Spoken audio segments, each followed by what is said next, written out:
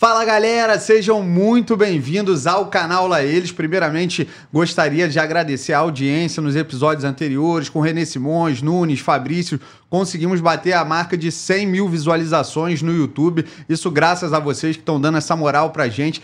Lembre-se de se inscrever no nosso canal, ativa o sininho, deixa o like, compartilha aí os vídeos com seus amigos, né, familiares, para ajudar cada vez mais a gente conseguir crescer o canal e trazer convidados de grande porte aí que vocês tenham interesse de assistir. E hoje estamos chegando com o nosso quarto episódio, mas antes da gente apresentar o nosso convidado, o Rodrigo tem um recadinho para dar. É isso aí, rapaziada, sejam muito bem-vindos ao nosso quarto episódio aqui do canal Lá Eles. Antes da gente apresentar o nosso convidado especial, eu tenho um recado muito rápido para vocês. Se você conhece alguém que tenha mais de 60 anos e precisa de cuidados especiais, entre em contato agora mesmo com Casa Branca Residencial Sênior. Localizado na Barra da Tijuca, eles possuem a melhor estrutura do Rio de Janeiro para atender a quem você ama. Então entre em contato com o QR Code aqui na tela e agende a sua visita. Seja muito bem-vindo, Leandro. É uma honra ter você com a gente aqui nesse bate-papo. O cara foi campeão carioca por Vasco, Flamengo, jogou no Fluminense, jogou nos quatro grandes, né? É para poucos isso aí. Seleção brasileira. A gente tem muito assunto para falar. Seja muito bem-vindo, Leandro. Obrigado. É um prazer estar aqui com vocês, né? É sempre bom relembrar, né, o passado, relembrar as histórias bacanas, né? Tive bons momentos, tive momentos não tão bons também que serviram de experiência, então a gente vai comentar sobre tudo aí. Com certeza. E para a gente começar o nosso bate-papo, Leandro, você é lá do Rio Grande do Sul, agora também tem esse momento muito triste que o Brasil está passando com essas tragédias de lá. Aqui vai a nossa solidariedade do canal Lá Eles para todo o povo gaúcho. Para quem quiser doar, entre em contato lá com o pessoal que está arrecadando, porque é super importante a ajuda de cada um de vocês. Leandro, você é de lá do Rio Grande do Sul, como que você veio parar aqui no Rio de Janeiro? Como que foi esse seu início no futebol aqui no... Então, tem uma equipe lá chamada Dom Bosco.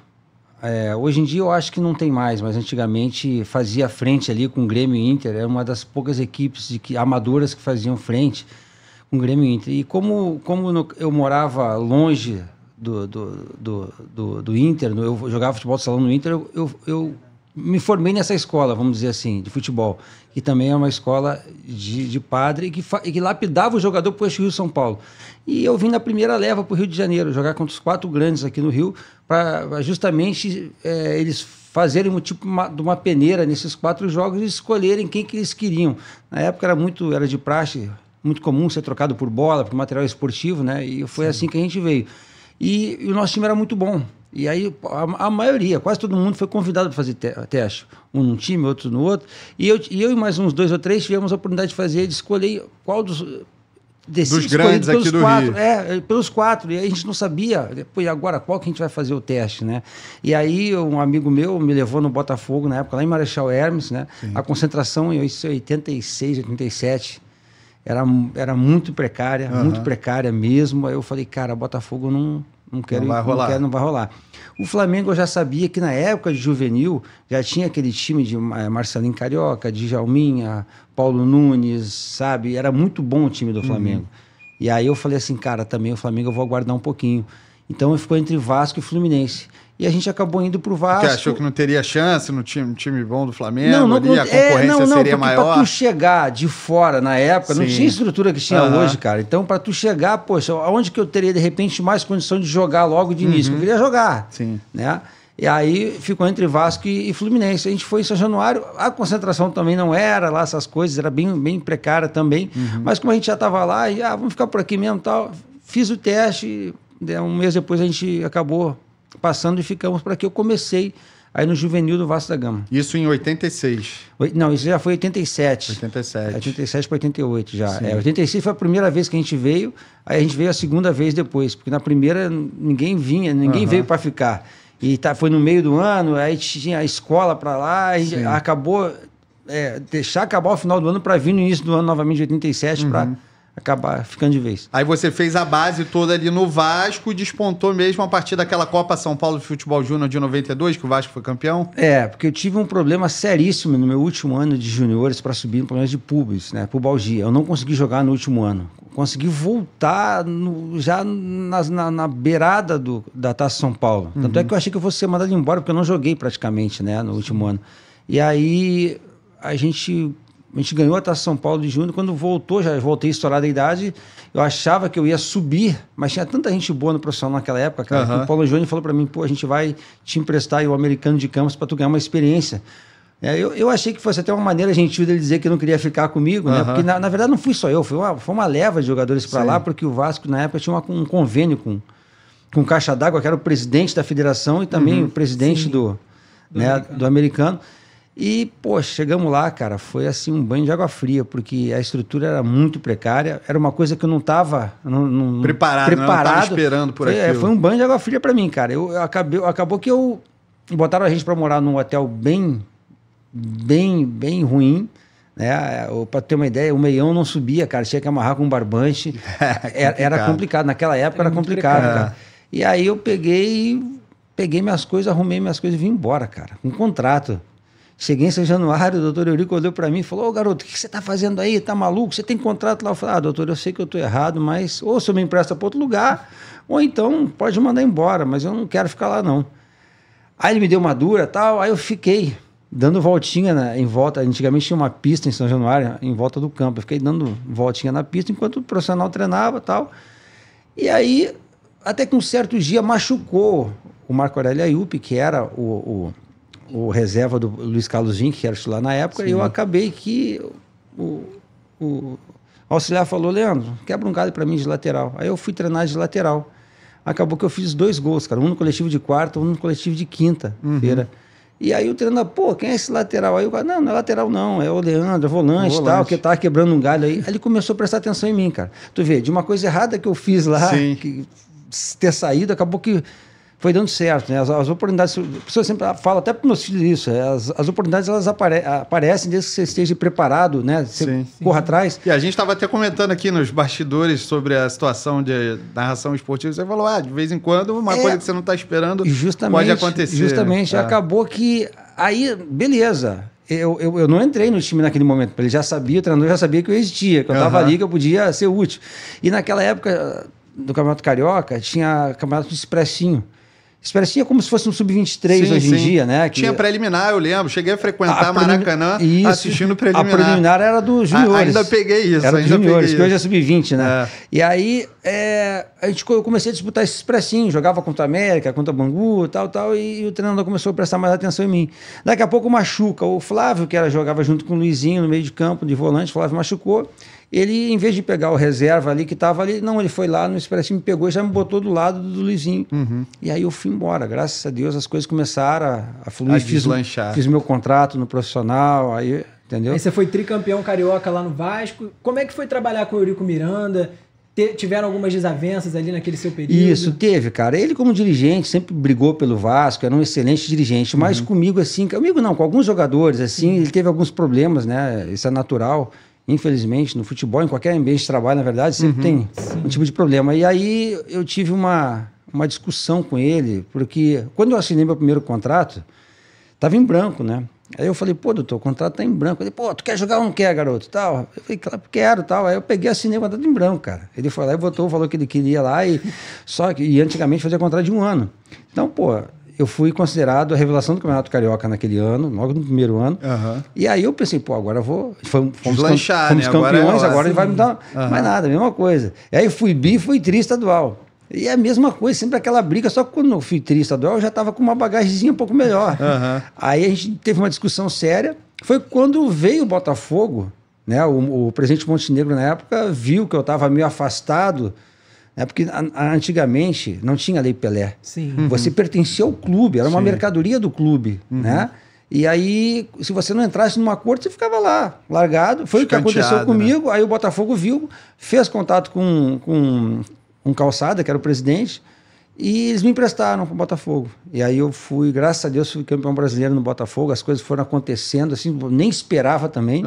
Né? E lá no Botafogo a estrutura também era melhor do que a do Vasco? Como que era? Não, então, a estrutura do profissional já era melhor, né? Eu falei da estrutura do amador do Vasco, que era precária, mas a do profissional já era melhor. Nem se compara aos dias de hoje, mas assim, você já tinha umas condições melhores e tal. E aí o Botafogo me valorizou mais na época do que no Vasco, porque eu já fui ganhando um salário um pouco melhor. E assim, foi uma coisa que a gente tinha tudo para dar errado no Botafogo. Ninguém esperava, né? Que foram chegando aquelas peças ali no meio do ano. Isso, o Botafogo estava com 3 meses lá atrasado, que era muito de praxe isso também antigamente, né?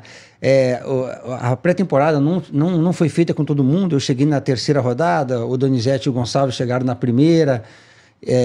O Paulo Autuori é um treinador que ninguém conhecia, tinha vindo lá do Portugal, né? E aí assim, eu falei, cara, vai desandar tudo. Será que vai rolar, vai dar certo? E acabou, cara, que o time encaixou de uma tal forma que chegou lá pela 8ª rodada, 10ª, a gente viu que, pô, a gente tem chance de chegar, dá pra chegar, tal. E acabou que tudo se encaixou, cara. A gente acabou sendo campeão brasileiro. Começo de carreira, assim, bem vitorioso, né? Foi tricampeão estadual com o Vasco, depois campeão brasileiro com o Botafogo. E nesse 3º ano de Vasco, né? O ano do tricampeonato, você teve a oportunidade de jogar ao lado do Denner, né? Isso. E o Denner foi um jogador, assim, fora da curva, né? Que, infelizmente, acabou nos deixando. Você junta aí um Robinho na época de Santos, misturado com o Neymar, né? É mais ou menos o Denner, né? Um cara que jogava agudo, jogava para frente, né? E com certeza ele iria para a Europa e ia ser um dos melhores jogadores. Potencial para explodir, ser um dos melhores do mundo, Sim, porque ali também ele estava iniciando carreira. Ele já tinha passado alguns poucos clubes, mas já estava iniciando carreira ainda. E acabou que deu essa tragédia toda, né? Ele acabou tendo esse acidente e... Era um cara de bom convívio, assim? Sim, tranquilo. Um cara do bem, um cara tava sempre brincando com todo mundo, né? Cara, ele ajudou nós da maneira que pôde. Tanto é que a gente fez um jogo no retorno do Maradona. Fizemos um retorno na Argentina contra o New Old Boys. O New Old Boys contratou o Maradona e a gente jogou lá com o Vasco. E o Denner deitou e rolou naquele jogo. O Maradona foi até apertar a mão do Denner. Quem que é esse garoto aí? Perguntou quem era. Tal. Cara, era questão de tempo para ele ser o melhor do mundo. E hoje ele é até homenageado, né? O prêmio de gol mais bonito da Copa São Paulo Futebol Júnior leva o nome de Prêmio Denner, né? Ah, legal. Nem sabia. Muito legal. E voltando pro Botafogo, né? Você chegou lá, falou que foi tudo meio que aos trancos e barrancos, puxa daqui, puxa dali, formou-se um time. E o Botafogo conseguiu chegar ali naquela grande decisão contra o Santos. O Fluminense, inclusive, tinha feito uma boa semifinal contra o Santos, acabou dando mole, né? Afinal, era para ser Botafogo Fluminense, um clássico carioca, acabou o Santos chegando na decisão. E como é que foi para você ali aquele ambiente na decisão? O grupo estava muito fechado, muito focado no título, achou que o Santos realmente tinha uma equipe, ele tinha Giovani, tinha jogadores qualificados, como foi para você aquela situação? Eu acho que as 3 melhores equipes, na minha opinião, era justamente o Botafogo, o Santos e o Fluminense. Mas tinha outras equipes, tinha Grêmio, tinha umas 10, 12 equipes que, anos 90 sempre, a gente sabe que era cheio de craque. Eram muito fortes, cara. E acabou que, assim, eu lembro que o Fluminense ganhou, se não me engano, de 4 do Santos aqui no Rio. E foi para São Paulo, de repente, meio que achando que já estava ganho. E acabou que o Santos virou, né? E aí foi o contrário. O Santos achou que fizemos o primeiro jogo da final no Rio de Janeiro, foi 2-1 para nós, e eles acharam que lá eles iam reverter facilmente. Aí pintaram o cabelo, né? Fizeram aquela... E a gente olhando aquilo, né? Só que assim, o nosso time, cara, era muito forte na marcação e jogava também para frente, em velocidade, sabe? E fazia gol todo jogo. A gente sabia que fazia gol todo jogo. Donizete bem pra caramba, o Túlio fazendo gol. Wagner no gol. De Niterói lá, que nem a gente. Né? Então, aí, a gente falava assim, vamos procurar não tomar gol porque a gente vai fazer. Acabou que foi um jogo aberto, a gente tomou gol, eles também tomaram, mas assim, cara, eu acho que a gente mereceu por tudo que a gente fez no campeonato. Nosso time estava bem unido, estava fechado. Tem aquela polêmicazinha ali do gol impedido, mas estava muito pouquinho, não tinha VAR na época também. Se a gente for pensar nisso, eu acho que uns 200 títulos ia ter que mudar, né? Exatamente. Que na hora ali, cara, o Túlio, quando ele dominou aquela bola ali dentro... pouquinho, como você falou, nem os jogadores do Santos reclamaram, não deu, foi muito rápido. Parece que a bola resvalou também na mão do jogador do Santos. Do Camão do Caio ali, no lance, então resultou no gol né? Então, assim, tem muitas coisas que, né? Mas faz parte, né, cara? O Botafogo acho que mereceu. E o Túlio era realmente isso tudo, assim, que a galera falava e que ele apresentou principalmente nesses anos de Botafogo? Cara, o Túlio fazia muito gol, cara. Se posicionava bem, ele dominava na área. Não parecia não, cara, mas se você pegar os gols dele, ele tira o zagueiro, dá um comezinho no zagueiro e tira do goleiro. Dá um comezinho no zagueiro e tira do goleiro. Cara, era um cara que ficava por ali, se posicionava bem e era frio para fazer gol, sabe? Parecia fácil. Então, tanto é que ele foi artilheiro vários anos aí do campeonato, acho que uns 3 campeonatos brasileiros foi artilheiro, cara. Não, eles tinham uma resenha, né? Renato Gaúcho, Romário, quem que era o Rei do Rio, se era o Túlio Maravilha, eles tinham essa resenha ali entre eles. Né? O Edmundo. Edmundo também. Isso aí fazia parte, né, do futebol antigamente. Hoje em dia eu acho que não dá para fazer muito isso, né? O pessoal não curte muito, né? Ué, agora recentemente o diretor do Manaus... Não foi, foi dar do Amazonas, perdão. Foi dar uma declaração aí provocou alguns times, mas em tom de brincadeira acabou sendo mas peraí. Uma coisa é o jogador, o torcedor fazer. Sim. Diretor, na minha opinião, não deve se meter nisso, cara. Sim. Pô, o cara é diretor. Ele tem que respeitar, tem uma diretoria do lado de lá, né? Não pode entrar em polêmica. Como fez aí o Braz, começou a cantar lá, o Real Madrid. Pô, isso não é para diretor, cara. Sim.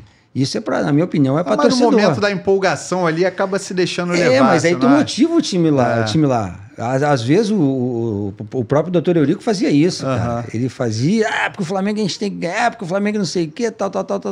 Aí ia lá, o Flamengo ganhava. Inflamava os caras, né? Eu, quando jogava no Vasco, eu não gostava que o Eurico fizesse isso, porque os caras vinham mais motivados contra a gente ainda. Então, assim, eu acho que o diretor, cara...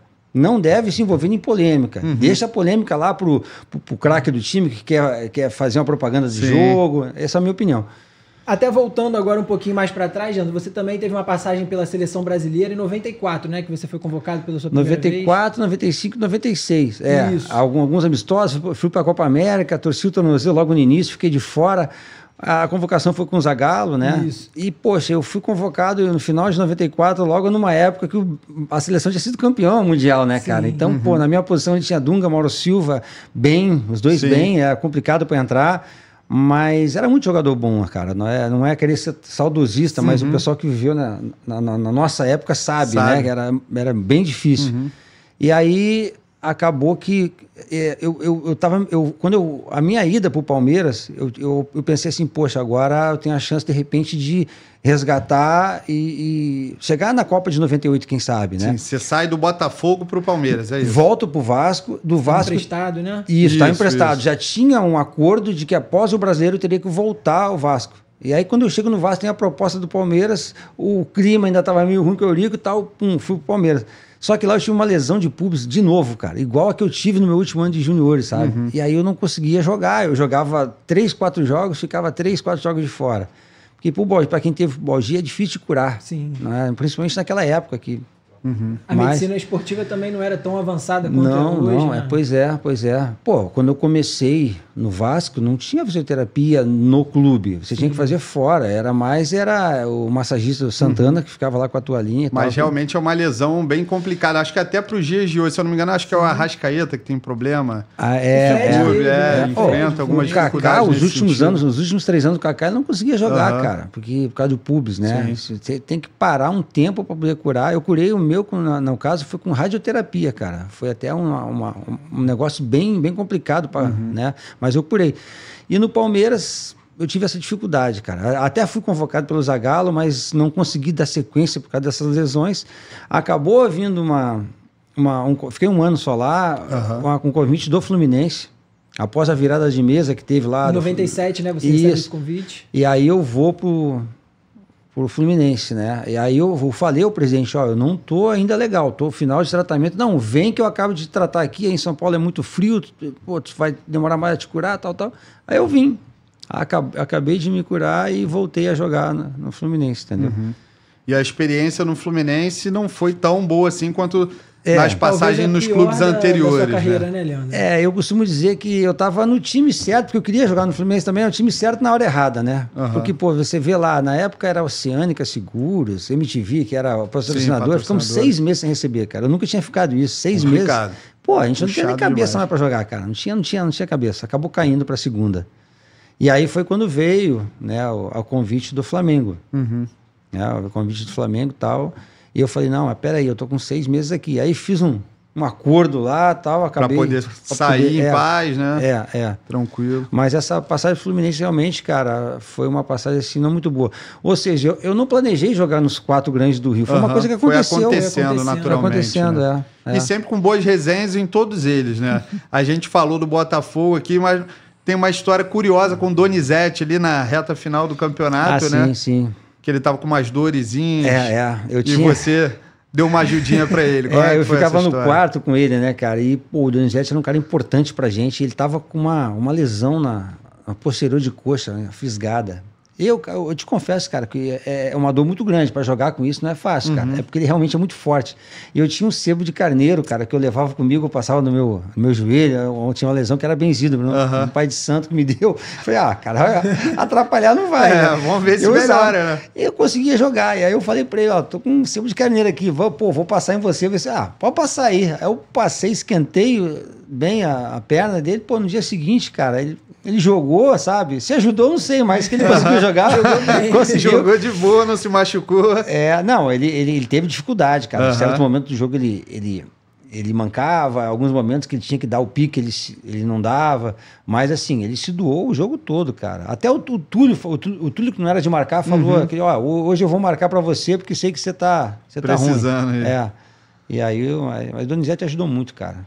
Acabou dando tudo certo. E aí a sua passagem lá no Flamengo, você é tricampeão carioca também, depois de ter conquistado todos esses títulos pelo Vasco, pelo Botafogo. E como que foi aquele primeiro título ali em 99, o primeiro carioca que você conquistou? Porque o Vasco tinha um time bem melhor, né, ali naquele momento. Então... Mas tinha o baixinho do lado, né? 99. 99, o Romário. O Romário era o craque do time, né? Mas assim... Aí, quando eu saio do Fluminense, que eu chego no Flamengo, eu faço alguns jogos e sinto uma dor no joelho que eu nunca tinha sentido. Eu já tinha operado uma vez no Vasco e eu falei pro doutor, tem que operar. Falei, cara, de novo, tem que operar. Aí eu operei e tive que fazer uma nova cirurgia porque continuei sentindo o joelho travado. Logo, 2 semanas depois, tive que abrir de novo e tive uma infecção hospitalar. E aí eu fiquei 9 meses parado, cara. Aí foi complicado, porque... Eu já tinha, quando deu esses 9 meses, eu já tinha feito alguns treinos físicos, técnicos, assim, coletivo, tinha feito 2 só. Ainda estava com aquele finalzinho de dor. E machuca um monte de gente nas finais de 99. Sim. E aí o Carlinhos vira para mim e falou, Leandro, como é que você tá? Eu falei, ainda tô fora de forma, mas um pouco de dor. Poxa, eu tenho 2 opções. Eu vou botar um garoto do Júnior, eu ponho você que tem mais experiência, que não está 100%. Você quer jogar? Eu falei, querer eu quero. Agora tem que ter paciência. Tem que ter paciência comigo, porque eu não sei como é que eu vou estar. Não, tu acha que tu aguenta 45? Eu falei, acho que eu aguento. Vambora.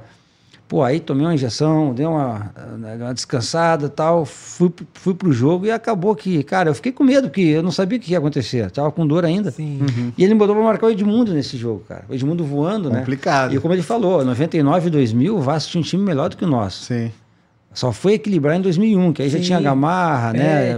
O Vasco em 98 tinha conquistado a Libertadores. 2000 foi campeão da Mercosul, naquela virada histórica contra o Palmeiras. Tinha um timaço. Foi campeão brasileiro também. Isso. E, cara, acabou que deu tudo certo, sabe? Deu tudo certo. Nosso time eu consegui jogar os 90, sabe? E depois do jogo, eu lembro que eu chorei muito aquele jogo de emoção, porque não só pelo título, mas foi no sacrifício, e eu vi que pelo menos eu acho que eu ia conseguir ter mais alguns anos de carreira, né? Foi o título mais importante, assim, para você? Considerando todas as adversidades que você teve? Não digo nem a nível de... Mais importante a nível de... o mais importante, com simbólico, certeza, foi mais um valor sentimental maior. Por tudo que eu passei, cara, eu acho que eu fiquei muito emocionado porque eu vi que eu tinha chance de jogar mais alguns anos. E foi o que aconteceu, porque essa infecção que eu tive me atrapalhou depois, porque eu fui jogando 2000, 2001, 2002, eu já estava com muita dor. E aí, para poupar o joelho direito, eu fazia tudo com esquerda. Para dar o arranque era com esquerda, para subir de cabeça era com esquerda. Cara, isso... Com 6 meses depois me acarretou uma dor no ciático, né? E aí vira uma bola de neve, cara. Vai vindo um monte de lesão. Tanto é que eu tive que parar em 2002. Mas assim, depois, cara, e esse ano de 99 ainda a gente ganhou os 2 melhores times do Brasil, que era o Vasco, né? No estadual, depois na Mercosul, o Palmeiras, né? Que tinha um timaço também, né? A gente não tinha um time de craques no Flamengo, era o Romário, mas o Romário depois saiu. Tinha o Lê também, né? Que fez até gol na decisão do Mercosul. O time era muito bom, cara. Sim. O time do... Tem uma resenha do Lê também sobre você, e tá sabendo já. Mas eu ouvi, o Lê aumentou demais. Ele aumentou demais. 12 minutos é muita coisa pra encher no cabelo. Ele aumentou demais. O dia que eu estiver com ele, eu vou dar uma puxada de orelha nele. Mas assim, era muito bom, cara. A nossa equipe era equipe raiz. Sim. Que se mesclava ali jogadores um pouco mais experientes com a garotada que tinha subido do profissional pro profissional, né? E deu tudo certo também, cara. E como que foi os bastidores da saída do Romário em 99 do Flamengo? Como que o pessoal ali, os próprios jogadores já sabiam que estava muito encaminhado para ele sair? Ele tinha algum tratamento diferenciado da diretoria? O Romário, incomodava alguns jogadores? Cara, o Romário sempre foi um cara na dele. Tinha dia que chegava, falava com todo mundo, tinha dia que chegava, não falava com ninguém, a gente já sabia. Obviamente que o Romário tinha o privilégio dele, mas, cara, era um cara diferenciado, entendeu? Nunca me importei com o que ele fazia fora de campo, ou se ele treinava, se ele não treinava. Cara, ele chegava em campo, ele dava o máximo dele, e o máximo dele era suficiente para fazer os gols, para resolver as situações. Era um craque de bola. Então, cara, era um cara assim que não reclamava, ficava na dele, entendeu? Só se ele visse assim que tinha alguma coisa muito errada e tal, aí ele... E aí ele... mas, cara, foi tranquilo jogar com o Romário, cara. E tem uma situação também adversa, se não me engano foi em 99, que vocês acabam tomando aquela goleada histórica do Vasco, do Chocolate. O que aconteceu naquele jogo pro Acho Flamengo? Que já foi 2000 aí. Foi em 2000? Acho que já foi. Aí já foi que 2000. O Pedrinho faz embaixadinha. Aí já foi 2000. Cara, aí entra uma situação que eu nem gostaria de falar, que até a gente conversou nos bastidores aqui, que naquele jogo, tava até o René Simões, que era o nosso diretor técnico, né? Problema com o treinador. E aí eu não gostaria, eu não citar nomes, mas aquele jogo foi um jogo emblemático para nós, cara. Já fomos pro estádio meio complicado, tá? E não jogamos de sacanagem, pelo contrário, procuramos ganhar, tanto é que fizemos 1-0 no jogo depois. Mas a gente já sabia que não ia dar. O próprio esquema. Não ia conseguir segurar. Não, o esquema totalmente errado. Totalmente errado. Foi da Páscoa, né? Que o Eurico distribuiu o ovo de Páscoa. Logo depois entrou o Carlinhos, aí mudou. 1000%. E aí vocês levaram esse jogo assim no pensamento para decisão posterior, para seguir na competição assim com um ritmo diferente, ou foi realmente só a mudança ali no comando técnico que fez o time ascender? A gente, cara, sempre procurou estar aceso, mas devido à situação dentro de campo, não tinha como, cara. Sim. Sabe? Então o jogador sente quando tá. Quando tava as muito coisas... desconexo, né? Tava ruim. O clima tava ruim, tava tudo ruim. Quando vem o Carlinhos, muda 100% e a equipe já continua lutando, só que aí no sistema certo de jogo, entendeu? E consegue chegar a mais um título a mais carioca um título. Na situação o bicampeonato, né? Até com uma certa facilidade, né? Que em 99 os jogos foram mais tranquilos, apesar do Vasco ter um time melhor. Sim. E aí chega 2001, Flamengo com um forte time, montou um timaço, né? Tinha Petkovic na época, Edilson Capetinha, outros nomes aí emblemáticos e muito reconhecidos no futebol brasileiro. Como foi atuar do lado desses caras? A relação era tranquila? A gente sabe que tinha uma rixinha ali com o Pet e com o Edilson, né, em 2001. Tinha, mas, cara, você jogar num clube com 30, 35 jogadores, viaja direto, né, concentração direta, uma todo hora dia. O ego vai falar mais. Uma hora tem uma desavença. O importante é que eu já falei várias vezes, né, tanto o Pet quanto o Edilson, eles eram profissionais, né, cara, eles entravam dentro de campo, a diferença deles ficava ali fora de campo, dentro de campo, tanto é que o Pet deu o cruzamento pro gol do Edilson de cabeça, né? Foi tranquilo, cara. A gente o time também estava bem unido naquela época, né? Isso não atrapalhou em nada a gente. A gente conhece algumas histórias dessas. No Corinthians também, acho que o Rincon se desentendeu com o Marcelinho ou com o próprio Edilson também. Sempre tem essas histórias de bastidor, mas aí quando entra em campo, os caras jogam bola ali, se entendem, se resolvem. A gente falou agora há pouco de Botafogo. No Botafogo, o Gotardo e o Túlio não se bicavam muito. Não se bicavam muito, porque naquela época a patrocinadora Sevenap ia para reunião, né? Os jogadores todos cobravam o presidente do salário atrasado e o Túlio nunca foi de cobrar, ficava na dele, né? Então, E ele era uma das referências, assim, do time técnico. Mas é o jeito do Túlio, cara. Ele gostava de falar ali na frente do microfone e tal, né? Valorizando aquilo que ele fazia e tal. E o Túlio sempre foi também um cara tranquilo, mas deu essa essa desavença também, cara, e a gente tá acostumado. Hoje em dia deve ter também nos clubes aí jogadores que não que a gente nem sabe, talvez vai saber quando parar de jogar. O próprio Medel lá no Vasco agora há pouco tempo se desentendeu com um jogador da categoria de base, e teve todo um bololô lá.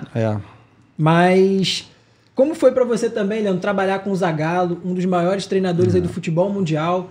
Como que era a sua relação com ele? Ele era muito diferente? Cara, como eu falo, eu já tive a oportunidade de falar, para mim foi o melhor treinador que eu tive. Tive vários, mas o Zagallo foi realmente, né? Até porque eu já conhecia ele da seleção, né? Tive essa oportunidade, né? E aí, e depois no Flamengo também, cara, ele era um cara muito emoção. A gente vê nas imagens, né, cara? Ele se emocionava, ele passava, transmitia muita coisa boa pra gente, né? E tudo aquilo que ele treinava era o que ele cobrava dentro de campo, não tinha, sabe? Não tinha o que inventar. Diferente, né? Não tinha que inventar. O Zagallo era um cara prático e reto com a gente, as coisas aconteciam e a gente, para mim, foi o melhor treinador que eu tive. E ele foi o treinador dessa decisão do tricampeonato contra o Vasco, né? Inclusive, você inicia a jogada ali, toca pro Edilson, que acaba sofrendo a falta, e aí a emblemática falta do Pet. Pois cara. Fazendo o gol do título. E o Pet já tinha batido, acho que umas 2, 3 faltas no jogo, não muito bem. Mas a gente sabia que ele batia bem. E quando teve aquela falta ali, quando eu toco a bola pro Edilson, eu sei que o Edilson sempre dá, apesar de ele estar marcado, ele se desvencilha da marcação, dando um tapinha pro lado. E acabou sofrendo a falta. Mas, e estava um pouquinho longe. E aí, cara, eu te confesso que quando o Pet bateu aquela falta, eu lembro que a torcida do Vasco gritando já era campeão. Já campeão, porque tinha uma diferença ali. Já era 43, né? A gente tinha que fazer mais um gol. E alguns torcedores do Flamengo já estavam saindo do Maracanã, né? E ele vai e bate aquela falta, a impressão que dá assim é que ela ia pra fora no início, né? Mas, cara, foi uma Vocês ali de dentro do campo tinham essa porque perspectiva quando ele ali. Bate, cara, a bola faz uma curva, né? Cara, e o Elton era muito bom goleiro, e o goleiro grande também. Cara, ele se esticou todo, só tinha ali pra entrar aquela bola realmente, cara. Foi... então, assim, foi um dos títulos mais importantes também, pela maneira que foi, sabe? Pela maneira... Perguntar pro Pet um dos gols mais importantes que ele fez, ele vai dizer que foi esse. Foi esse, Sim. Né? Muito provavelmente. Porque foi, cara, um golaço. Um golaço. E aí, a gente estava buscando um tricampeonato. Para nós, foi muito importante, né? O Vasco buscava apenas ser campeão. Sim. A gente buscava um tri, então ficou marcado para nós aí. Aí, em 2001, você recebe o convite também para voltar para o Botafogo. Como que foi esse momento? Então, esse momento, era outro momento. Eu já não queria ir. Eu estava bem no Flamengo, né? Sim. Eu estava bem. Aí, só que assim, lá no Botafogo tinha um desembargador chamado Francisco Pisolante, que ele era um botafoguense muito fervoroso, isso, a palavra é essa. E aí ele pediu, ele era muito amigo dos presidentes dos clubes aqui, né? Sim. Todo mundo respeitava ele. E aí ele pediu ao presidente do Flamengo que ele queria contar comigo. E vieram conversar comigo. Eu falei, poxa, mas eu tô bem aqui. Eu sabia que também o Botafogo estava com atraso de salários novamente, né? E eu acho que cada hora tem o seu momento, né? Eu acho que não era o momento de eu ir naquele momento, mas me foi pedido, pô, vai, tá bom. Acabei que eu fui. Fiquei sem receber lá de novo, sabe? Tô na justiça até hoje, já ganhei, mas tô na fila aguardando. Voltei pro Flamengo depois, né? Então, assim, cara, tem certas coisas que acontecem que, como eu te falei, naquela época não tinha Lei Pelé, você tinha que ir no que o clube falasse, não tinha jeito, né? Mas no momento eu não queria ter saído. E você passou assim pelos 4 grandes do Rio. Com qual desses 4 você mais teve uma identificação? Cara, assim, por ter sido campeão em 3, né? No Vasco, no Botafogo, no Flamengo, eu tenho uma boa identificação com as torcidas, tá? Devido à briga que eu tive com o Eurico Miranda, eu tive que me afastar um pouco do Vasco, sabe? E essa briga foi... Não, depois ele continuou no Vasco, eu não tinha mais acesso, né? Eu fui seguir meu rumo também em outros clubes, né? E aí, depois que eu fui jogar no Flamengo, porque teve esse tricampeonato em cima do Vasco, muitos torcedores do Vasco pararam de falar comigo. Alguns, não todos, mas vários, né? E aí eu perdi um pouco da conexão que eu tinha com o Vasco. Eu tenho ainda. Sim, né? Foi revelado lá, né? É, claro, morei debaixo da arquibancada há vários anos, né? Mas hoje eu te falo que por eu ter conquistado mais títulos no Flamengo, eu tenho uma conexão maior com a torcida do Flamengo, com o time do Flamengo, vamos dizer assim. Você acha que muito por conta desse tricampeonato ali, por esses anos? Mercosul, Copa dos Campeões, depois teve a Copa dos Campeões, que o Pet, inclusive, fez um gol no Rogério Ceni igualzinho que ele fez no Elton, né? Porque antigamente tinha os melhores de cada, os campeões de cada estado se reuniam lá no Nordeste para fazer a Copa dos Campeões. Hoje em dia não tem mais, até por conta aí da tabela, de horário e tal. E até chegar ao Flamengo você era chamado só de Leandro, né? E aí chegou lá, tinha o Leandro Machado. Isso. E aí você adotou o Ávila. Adotaram, né? Adotaram, né? Pra você colocar. Aí eu acho que até só da imprensa também e tal, para diferenciar, né? Ficou Leandro Ávila e acabou ficando, né? Acabou ficando. Mas, cara, foi bom, porque assim, toda a equipe que eu ia fora, aqui no Rio, eu não sabia como eu ia ser tratado pela torcida, porque, pô, tu imagina, tu sai de um rival, vai pro outro, né? E eu ficava com aquele negócio assim, pô, será que vão me receber bem? Mas, como eu fui um cara que sempre me doei, né, dentro de campo, então eu fui muito bem recebido pelas torcidas, cara. Então eu tenho graças a Deus, com o pessoal mais velho que lembra daquela época, essa conexão com as torcidas do Rio. Sim. E você era um cara muito regular, Leandro. Você era aquele cara incansável dentro de campo, você corria o tempo inteiro. Como que era a sua vida fora dos gramados? Você sempre se cuidou muito, cuidava muito da sua alimentação? Isso. O problema na época eram os estádios realmente, né, cara? E a gente treinava full time, treinava de manhã e de tarde. Hoje em dia não, de um tempo pra cá acabou isso aí. O jogador só treina um turno, né? Um turno. Né? Pô, antigamente a gente treinava mais e corria menos dentro de campo. Hoje em dia você treina menos, corre mais. Porque treina certo, né? Não que na época fosse errado, mas as coisas evoluíram, né? E isso dificultou um pouco os gramados, cara, porque pô, você jogava, em termos de lesão que eu tô falando, porque você jogava num gramado da Bariri, né? Jogava até uma Americana de Campos, Moça Bonita, cara, era complicado, era um campo pior que o outro.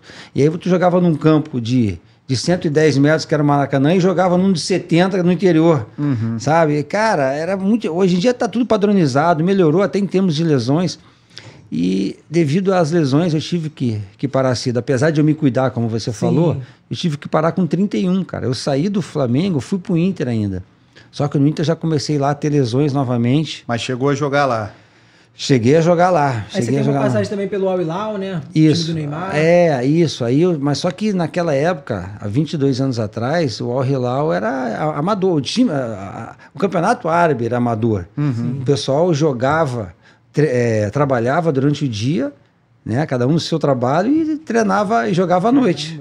Era totalmente diferente, não tinha o investimento que tem hoje, né? Era meio complicado. E como foi essa mudança também para você? Porque você passou sua carreira inteira jogando aqui no Brasil e aí você resolve ir lá para a Arábia Saudita.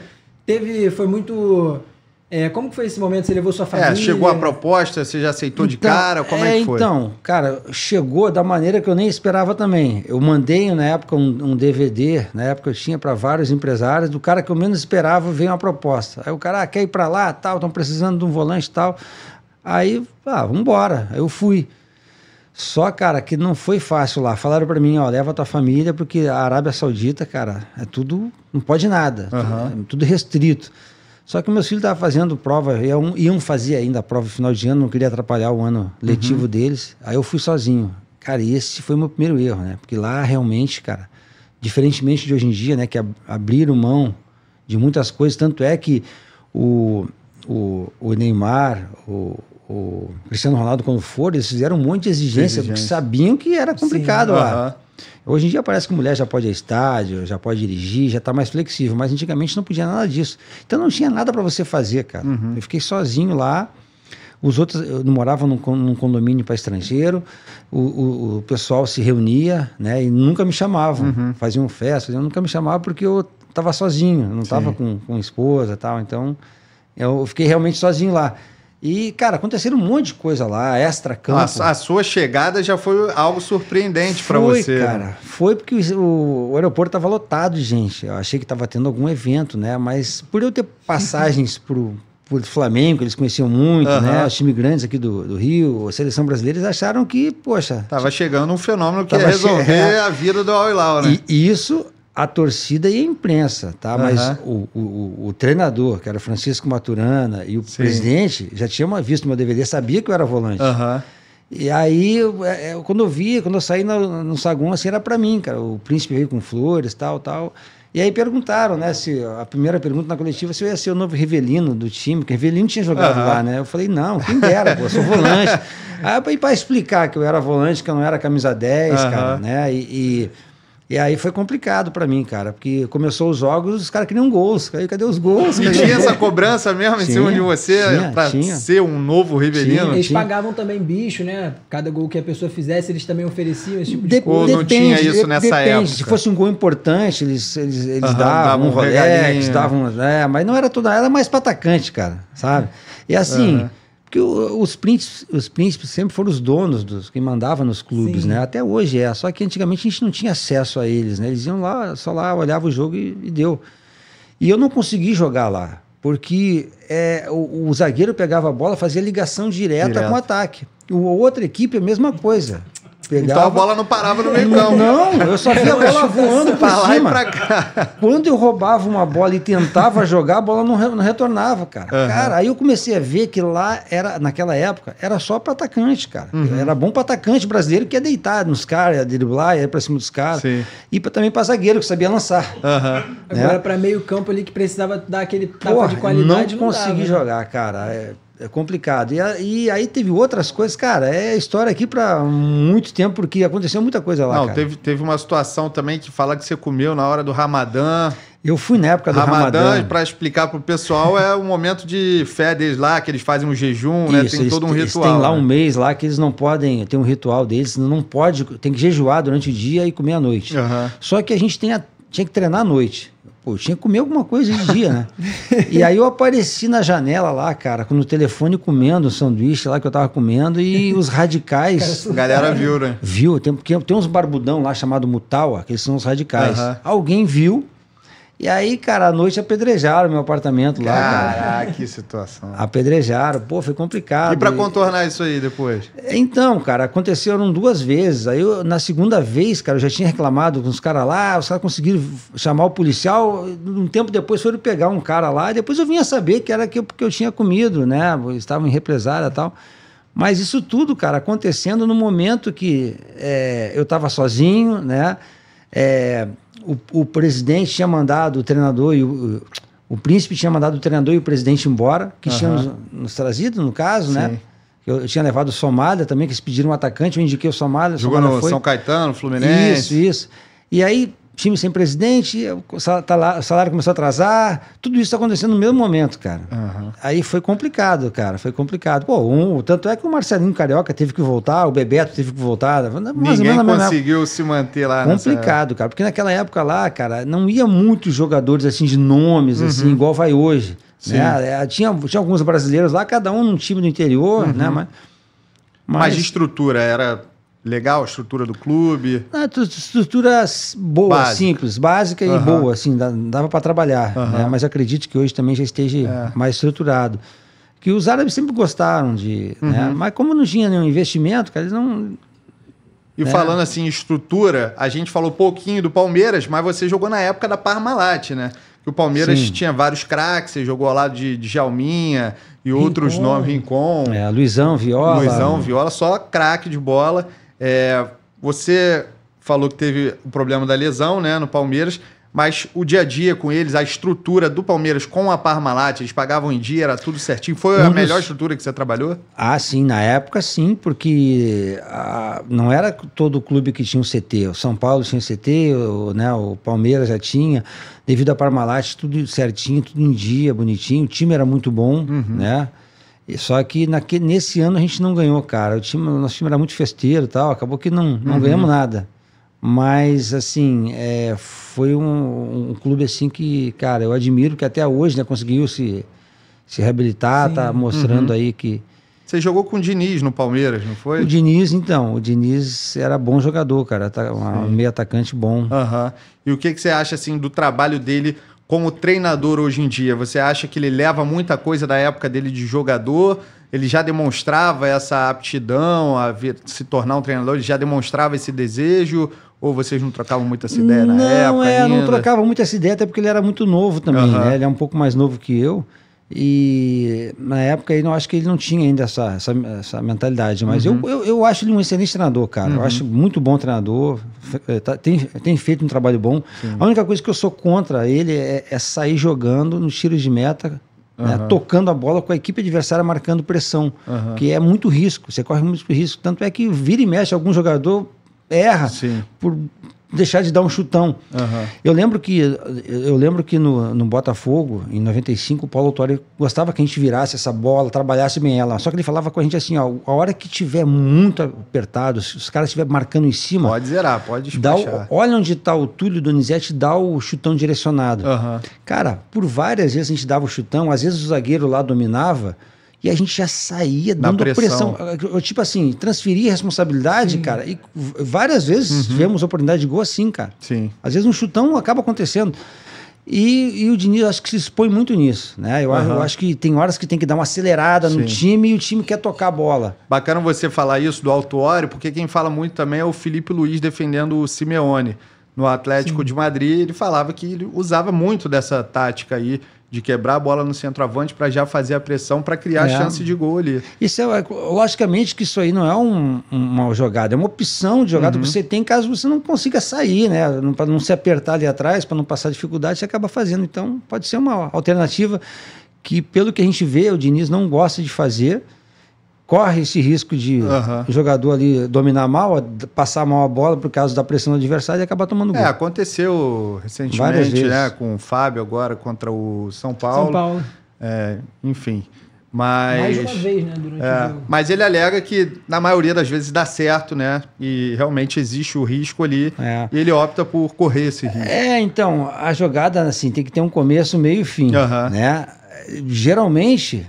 É difícil você tocar até chegar no fim, né? Tem hora que você tem que dar uma acelerada. Então, acho que o Fluminense, em alguns momentos, perde um pouquinho de tempo, um pouquinho do time. Mas, volto a repetir, o Diniz é um excelente treinador e o time do Fluminense é uma equipe veloz, cara. Tem bons jogadores que podia ser mais explorado essa velocidade. E sobre o temperamento dele?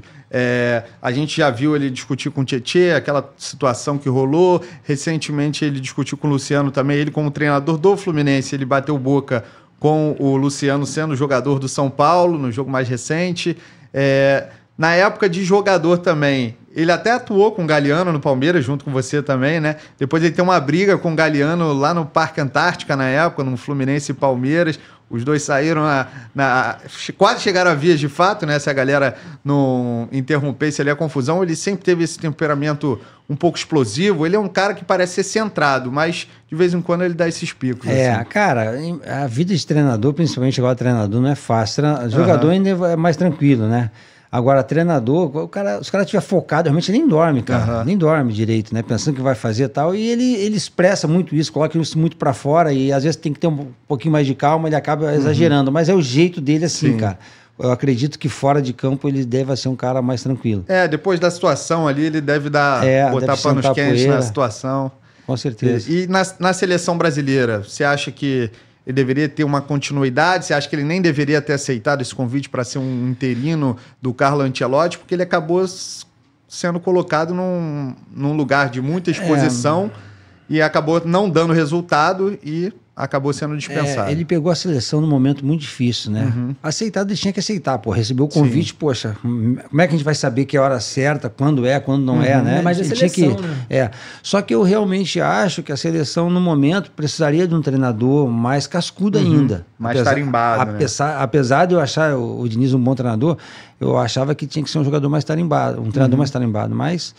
Aconteceu, ficou de experiência para ele, né? Talvez numa próxima oportunidade ele possa voltar e fazer um bom trabalho. Aproveitar agora que você tá... Vai lá. Que você tá falando de treinador, eu tenho algumas perguntas para te fazer. Você também trabalhou na função de treinador no Atlético Paranaense, trabalhou no esporte também com o Edinho. Queria te perguntar como que foi essa sua experiência como treinador. E a outra pergunta jogador derruba técnico? Cara, muito menos do que as pessoas imaginam. Todo mundo imagina, o jogador tá derrubando fulano. Não é assim. Para você derrubar treinador, cara, tu tem que estar com o pé muito no chão. O treinador tem que estar muito errado para você fazer isso. Tem que estar com um grupo muito fechado, muito unido. Porque se isso não der certo, cara, é complicado. Afasta 2, 3 jogadores fácil. eu acho que eu sou a favor do diálogo, cara. Tem que conversar, entendeu? Pô, não gostou de alguma coisa do treinador, chega com respeito e conversa. Pô, professor, o que está acontecendo e tal? E o treinador da mesma forma, o respeito tem que haver. Quando perde o respeito de uma das partes, aí é complicado, cara. Porque aí o próprio dirigente acaba vendo que o negócio não está andando e tem que... Sim. Né? Mas se o time tiver fechado e o treinador não estiver correspondendo, cara, pode derrubar sim. Pode derrubar. E como que foi essas suas passagens como treinador? Você se identificou? Você ainda pretende voltar nessa função algum dia? Não. Eu realmente parei. Hoje em dia o pessoal não quer mais o ex-jogador trabalhando no futebol profissional, infelizmente, né? A gente tem lá, você pega a NBA aí, os treinadores são todos ex-jogadores. Sim. Na própria Europa, no futebol, né? Eu acho que 99% da maioria, tudo é ex-jogador. E a maioria dos grandes treinadores são ex-jogadores, né? Marcelo Gajardo, Carlo Ancelotti. Pois Se você é. for puxar aí... Pois é, tem muitos, né? Só no futebol brasileiro tem vários agora. Sim. O Tite, ex-jogador. Mas... Então, o pessoal mais antigo. Alguns desse pessoal mais novo, né, teve o apoio de algum. No caso lá, por exemplo, o Filipão deu a oportunidade ao lateral esquerdo lá, que era do Fluminense, na época, que trabalhou no Grêmio. Agora me fugiu o nome dele. Roger Machado. O Filipão, o Roger tem o mérito dele, mas o Filipão deu... alavancou. Como o Romário fez com o Renato também. O Renato, na época, trabalhou no Cabo Friense, ficou um tempo parado. O Renato Gaúcho depois trabalhou no Madureira. Daqui a pouco o Romário veio e botou ele no Vasco. E ele, através do mérito dele, foi embora. Né? Aí você tem aí quem mais? O próprio Abel Ferreira do Palmeiras, ele era jogador também. Era Ceni. Não, mas teve outro agora, cara, que era do Atlético Paranaense, lateral direito. Alberto Valentim. Cuca que botou ele no mercado. E ele, pelo mérito dele, também foi embora. Então, tem que ter alguém para colocar. Senão, cara, eles não querem mais. E isso é ruim pro futebol, porque justamente para fazer um trabalho de captação na base, eu acho que tinha que ter o ex-jogador, sabe? Porque os times não estão mais revelando, cara. Às vezes não estão mais revelando craque. Antigamente era um atrás do outro. Talvez eu acho que essa captação esteja faltando um ex-jogador lá. Um exemplo até disso que você está falando é o Felipe Maestro, né? Até se falou um pouco dele, ele teve oportunidade somente no Volta Redonda, no Bangu, em times de menor expressão, assim, não teve ninguém que o alavancasse. É difícil, isso é muito difícil, sabe? E eu não estou falando nem por causa própria, não, porque eu não trabalho mais, eu não quero mais, já há anos que eu não trabalho mais com futebol e nem tenho essa pretensão, mas eu acho que falta, sim, principalmente na base, um ex-jogador. Você também passou lá pelo Tarumã, dessa vez você... Tarumã, perdão. Mas não foi com a função de treinador, né? Não, fui como treinador, mas foi uma situação que eu não queria. Acabei indo por causa de um amigo, cara, que, poxa, dá uma força lá pra gente, dá uma força... E fui, cara, assim, zero de estrutura. Né? Zero estrutura, não tinha nada, cara. Foi complicado lá. Eu até vi uma entrevista sua que você comentou que tinha jogador que pagava para ser escalado. Como que foi? Não é que pagava para ser escalado, cara. Pagava pro dirigente do clube para poder jogar. Entendi. Entendeu? E eu não sabia disso. Quando eu comecei a perceber isso, sabe? Eu rescindi e vim embora. Porque não tinha como continuar num time que o jogador paga para estar no meio do, né? Sim. E aí eu via que daqui a pouco eu começava a ver que fulano tem que, ver fulano, ver ciclano, sabe? Começava a escutar, não é o cara que pagou. Sim. Entendeu? Cara, é por isso que eles não querem o ex-jogador, porque o ex-jogador ele não vai sujeitar a isso. Ele não vai botar ele vai botar o cara que ele vê que tá melhor, sabe? Então, você acha que rola isso também nesses grandes clubes?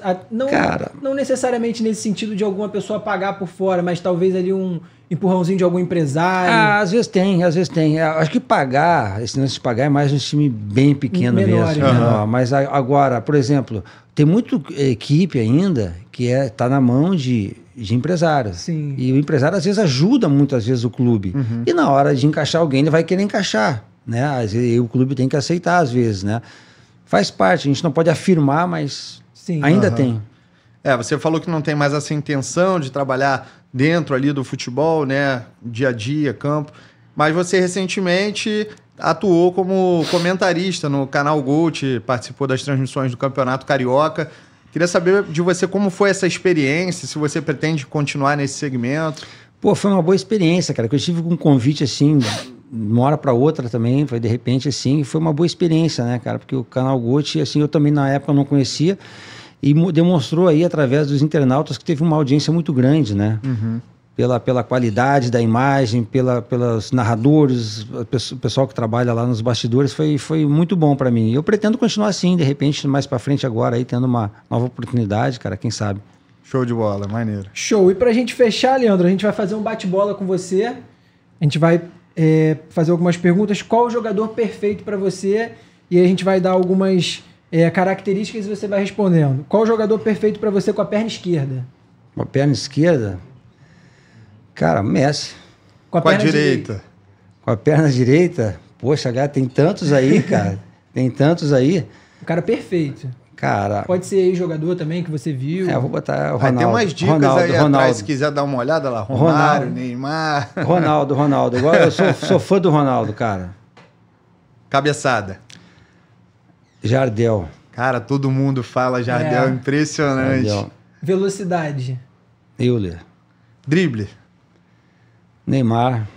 Visão de jogo. Iniesta.